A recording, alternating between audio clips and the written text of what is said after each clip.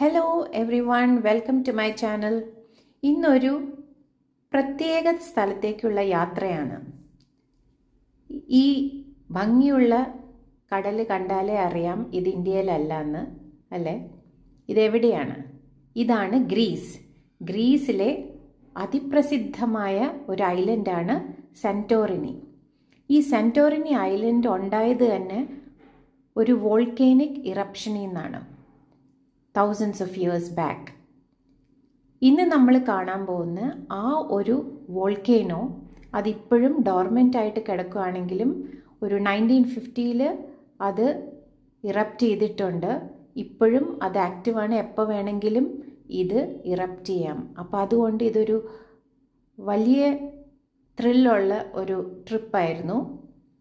So സെൻറ്റോറിനിയുടെ ക്യാപിറ്റലായ ഫീറ, അവിടുന്ന് ഒരു ബോട്ടിലാണ് നമ്മളിപ്പോൾ വന്നത് ഈ ഒരു വോൾക്കേനോൻ്റെ മേലെ.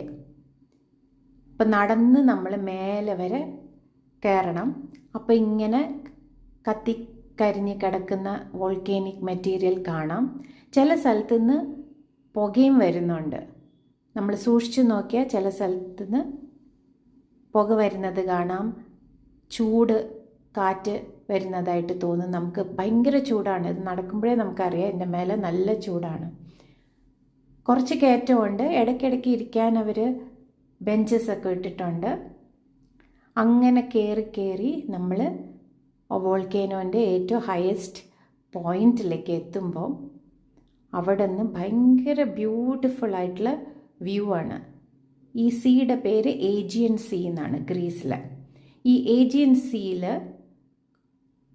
കുറേ ഐലൻഡ്സ് ഉണ്ട്, ബ്യൂട്ടിഫുൾ ഐലൻഡ്സ്. അതിൽ മിക്കനോസ്, സെൻറ്റോറിനി, പാറോസ്, അങ്ങനെ കുറേ ഐലൻഡ്സ് ഉള്ള ഒരു ഏരിയയാണ് ഏജിയൻ സീ. ഈ സെൻറ്റോറിനി തന്നെ ഫോം ചെയ്തിരിക്കുന്നത് ഈ ഒരു വോൾക്കേനോ ഇറപ്റ്റ് ചെയ്തപ്പോഴാണ്. സെൻറ്റോറിനി ഐലൻഡും വേറെ ചുറ്റുപറ്റുള്ള ഐലൻഡ്സൊക്കെ ഫോം ആയിരിക്കുന്നത്. സോ ഇതാണ് ആ കാഴ്ച.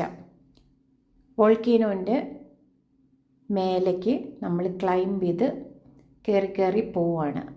അപ്പോൾ നോക്കൂ, ഇവിടുന്ന് കാണാം ചുറ്റും നല്ല ക്രിസ്റ്റൽ ബ്ലൂ കളറിലുള്ള ഏജിയൻ സീ.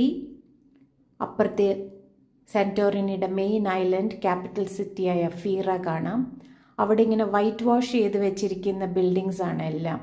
അതൊരു ക്ലിഫിലാണ് ഈ സിറ്റി നിൽക്കുന്നത്. ആൻഡ് വൈറ്റ് വാഷ് ചെയ്ത വൈറ്റ് റൂഫ് ടോപ്സ് നമുക്ക് കാണാം.